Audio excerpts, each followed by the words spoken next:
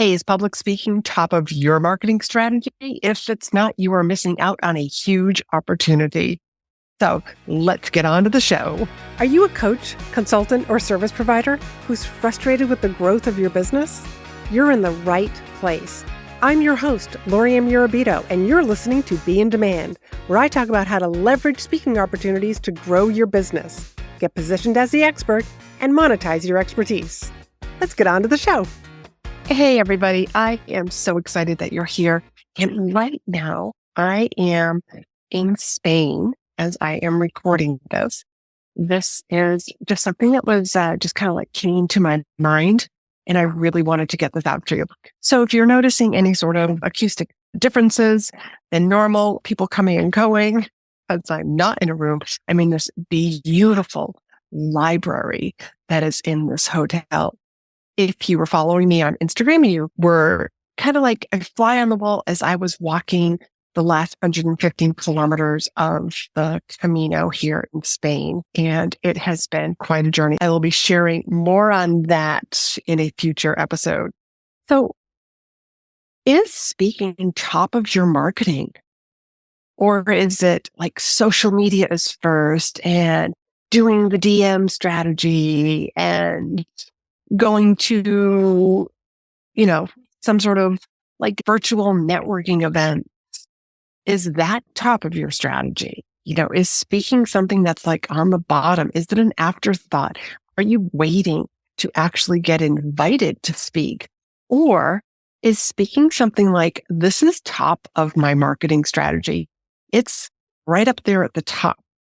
I want you to just like think about, where is speaking in your marketing strategy? For a lot of people that I have conversations with, speaking is sometimes on the bottom. Sometimes it's not even a thought. Sometimes it's that I'll get to it one day. But you're really missing out on such a huge opportunity because, as the speaker, you are the person that is looked at as the authority in the room. Sharing your brilliance, sharing your knowledge, sharing your thought leadership with others. And that room of people, whether it is a in-person or whether it is a virtual event, those people who are in the room listening to you have the problem that you solve or are interested in the problem that you solve. This is something that maybe you have like an evergreen topic that people love to hear about. Again, you get to share your thought leadership on your evergreen topic, but maybe yours is not an evergreen topic. And when I say evergreen topic, evergreen topics are like cybersecurity, something that people are always going to keep wanting to know. Leadership is also something that is very evergreen. Website, social media. There are so many topics out there that are very, very evergreen that people constantly want to keep learning a little bit more. And it's your opportunity to share your thought leadership. It's your opportunity to do what Dan Kennedy calls a dramatic demonstration. And doing a dramatic demonstration really helps people get a sampling of what you're like. So think about when you go to the grocery store, or like here in Spain, when we were walking into some of the cute little stores near the cathedral's courtyard, there were people that were standing outside with little samples of Santiago cake. They just wanted to like have a sampling. Come on in. A dramatic demonstration is when you are speaking. It is a sampling of what it would be like to work with you. So those people are absorbing your brilliance, your knowledge, how you work with people. Like they get to learn about that because you're going to do some storytelling, and it's so much easier. But a lot of times people say, oh, but I got to be posting on social media like 3 times a day. Or even if you're only doing it one time, that's very time consuming. I want you to think about like, how much time does it take you to write a post, create the graphic? So I just recently learned of an event that actually does have my ideal clients And it's now on my radar. Unfortunately, I can't attend this year's event, but I will be attending. Like, it's on my calendar. I'm going to get on this mailing list. I'm going to attend for 2025. I can't believe we're saying that already.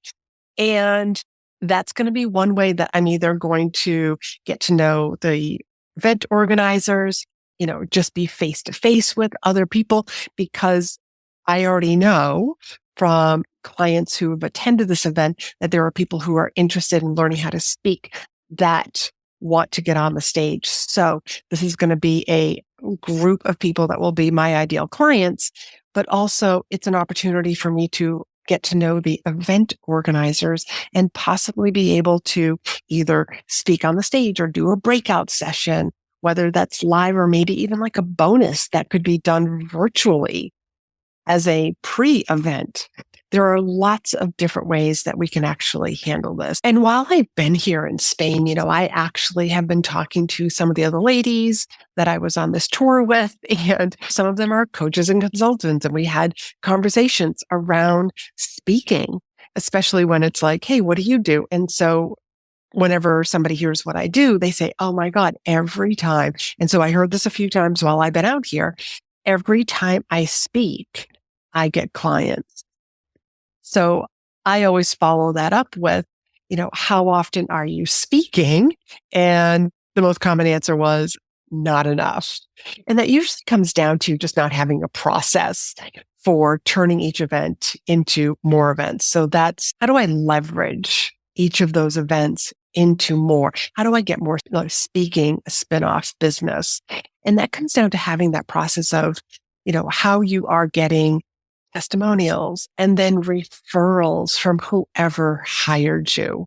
And also just really paying attention to audience members, because people will come up to you and say, oh my God, I'm also part of this other group you'd be a perfect speaker for, but they have to know that you're available to be hired.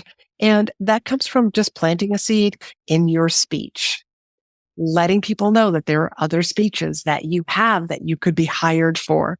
So this is all the sort of things that I work with my clients and in my group programs. And you can find all of that information on my website if that is something that you're interested in learning how to do. But really having a process for also getting booked. So I want to challenge you to make speaking top of your marketing strategy for your business. And especially if you're a coach, a consultant, or a service provider. What if for the next 60 to 90 days, you made finding speaking opportunities, building relationships with meeting planners, and also just outreach? So those are 3 different things that you can be doing.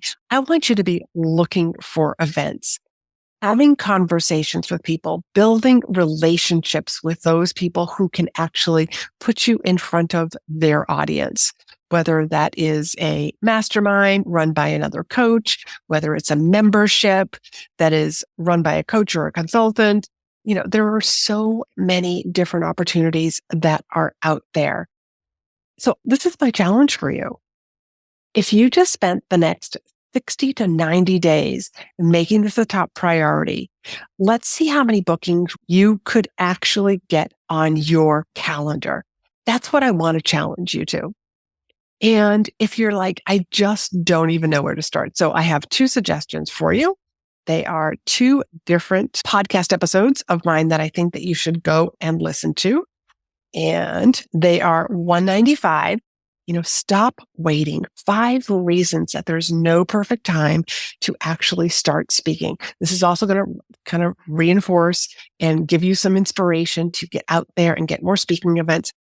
And also 179, the consequences of not using speaking. Again, a little bit of inspiration with a little bit of know-how. Here's what you can do to get started now. But if you have had some speaking events under your belt, here's what I want you to do. I want you to reach out to those places that you've spoken for. So many people think that's one and done, when you actually can go back to those people and have conversations to get rehired. And as you might have heard in episode 205, which was a speaker breakthrough session where I spoke with somebody who is a coach consultant, and she helps people with LinkedIn. And it was like, her big question was, how do I get more speaking events? And I was like, let's start with your warm market, the people that you've already spoken for. That's one of the best places. So if you haven't listened to that episode, I want to encourage you to go back and listen to that episode and then start applying that. And one other thing that I want to encourage you to do, I am starting to do community calls. These are once a month. They are no charge, free to use, free for you, like meaning it doesn't cost anything. And what it is, these community calls are going to be a mini training followed by Q&A. You can ask me your questions right then and there, get answers, and also some networking. Because what I have found that people really do overlook is building relationships also with other people who are speaking. So that's a wonderful opportunity. So those community calls are once a month, and you can sign up for those at speakandstandout.com/community. Again, this is no cost. Sign up today. The next 2 months, the May event and also the June event are already up there. So feel free to sign up for those. And until next time, in a few days, be in demand. Are you tired of hearing crickets on social media? Wondering where to get seen by the right people? Or frustrated with the growth of your business?